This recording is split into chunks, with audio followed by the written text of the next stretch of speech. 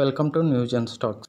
Sensex 247 points పడి 82,253 దగ్గర close అయింది.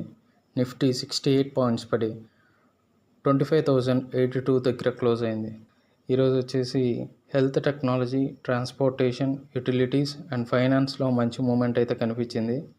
అండ్ ఓవరాల్గా ఐటీలో అయితే ఫాల్ కనిపించింది.